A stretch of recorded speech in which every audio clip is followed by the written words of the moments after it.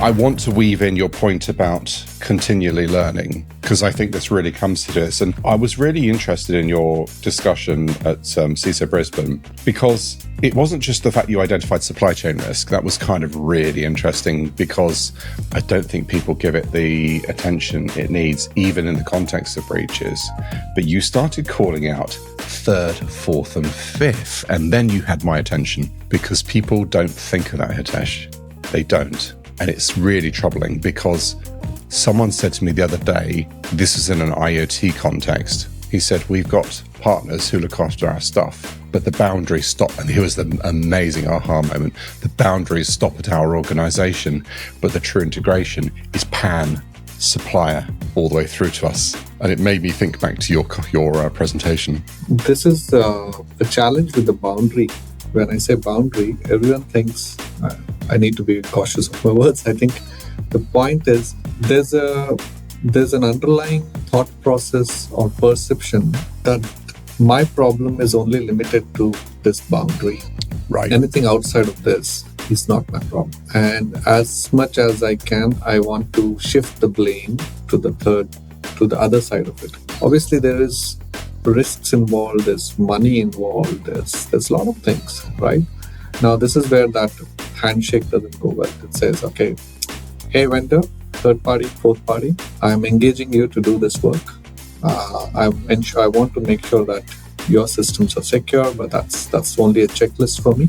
And if anything happens, I'll make you responsible, you'll be liable, all that stuff.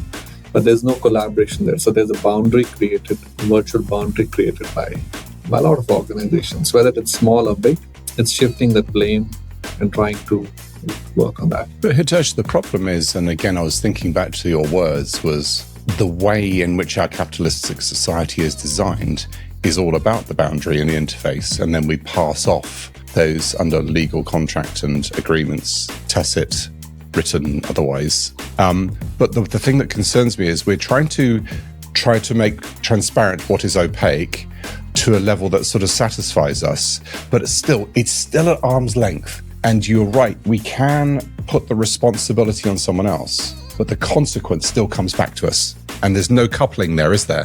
No direct coupling. The thing is with a checklist is it's, in a checklist, you only detail the tangible, right? The things that you can model and think of.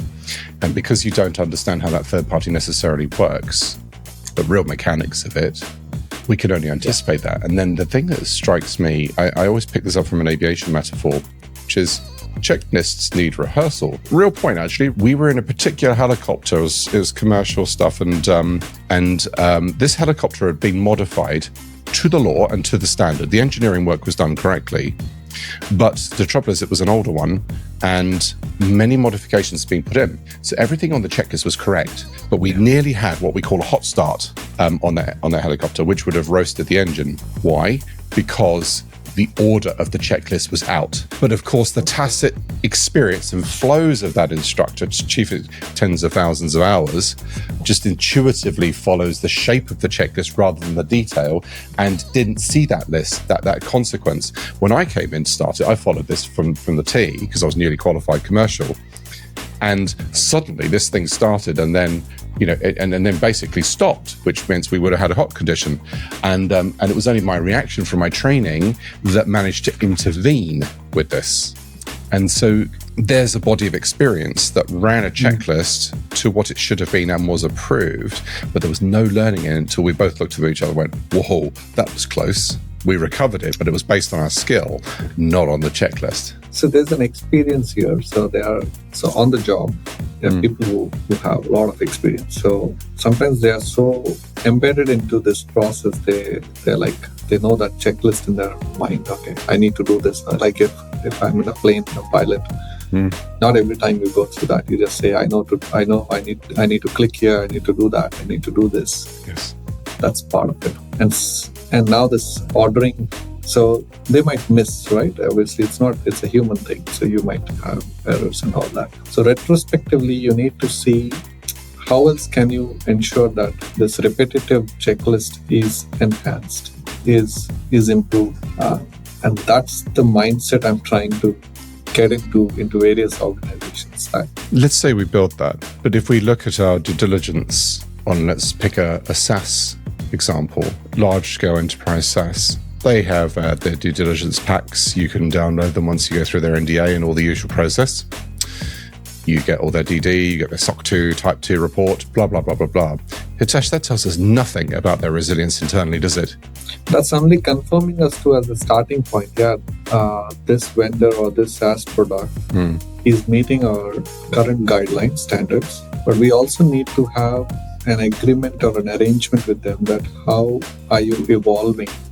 Yes, you are meeting our current needs, but how would you ensure you meet our future needs? How we are in an evolving landscape. So, I was part of a recent procurement of a tool, a SaaS tool that we have.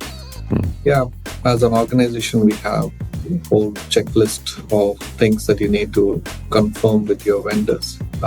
And yeah, you meet that. You're done. Fantastic. So yeah, ready to procure the tool, all good. 1 year down the line, you start seeing gaps. Now you start seeing that this vendor, they said, we'll ensure we will keep the data for at least 7 years on our.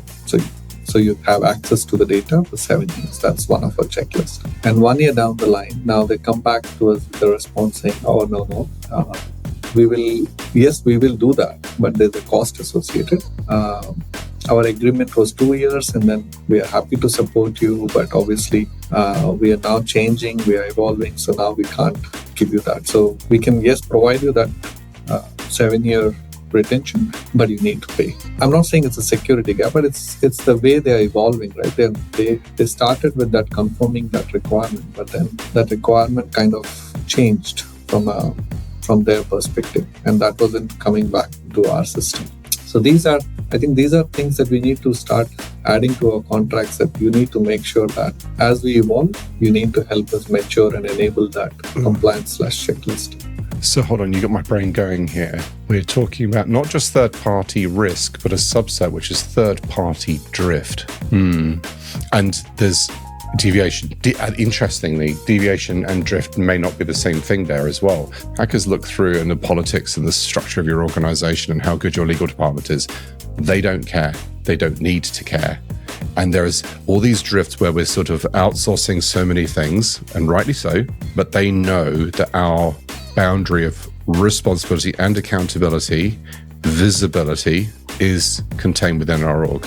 Now we've got a problem because there's a gap in it.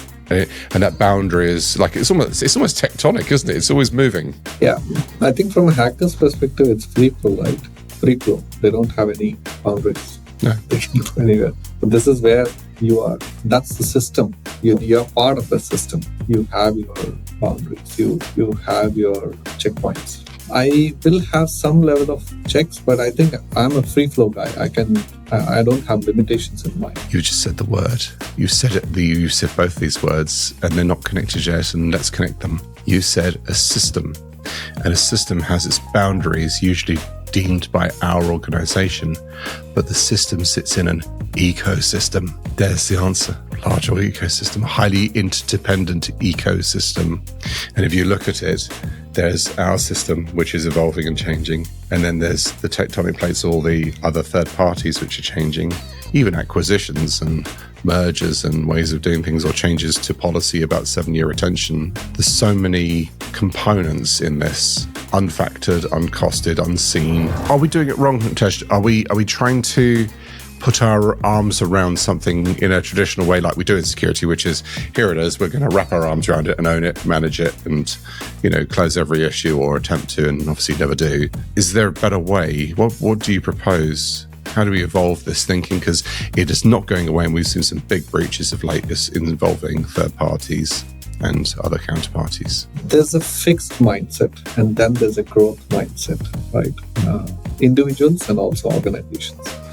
My view is you need to embed this into the culture. It could be part of your values. It could be part of the way that you are as an organization. How adaptable, how flexible, how agile, how resilient are you towards this whole journey, this approach? When you said about that system and ecosystem, For me, from the beginning, my view is the mindset has to shift towards being more resilient, towards more supportive of how we can evolve with all the learning. So whether it's a large organization or a small, there is still that journey of learning. So again, magnitude might be different, but obviously, so for me, it's the culture, the resiliency, and how you're actually taking that mindset towards that next.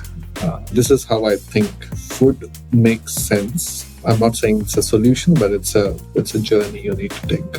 It is, and it does make perfect sense. So I've got here a sort of a multi-dimensional little chart I've just drawn on my pad here, which is we've got a fixed mindset and a growth mindset.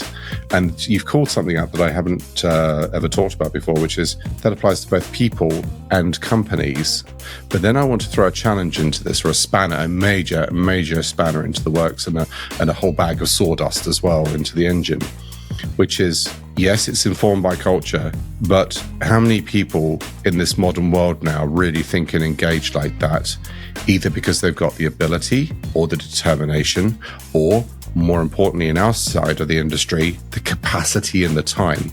I was talking to a guy who, funny enough, has just texted me last night. I'm working this problem, and the thing is, we're looking. I see so many barriers to that thinking and learning, which addresses what you're describing. You'll see the same all day, every day, because everyone's too busy, everyone's at capacity, no one's got enough time. So what do? We buy licenses, we offload to suppliers, we follow traditional mindsets like due diligence, methods and audit, but we don't do the engineering.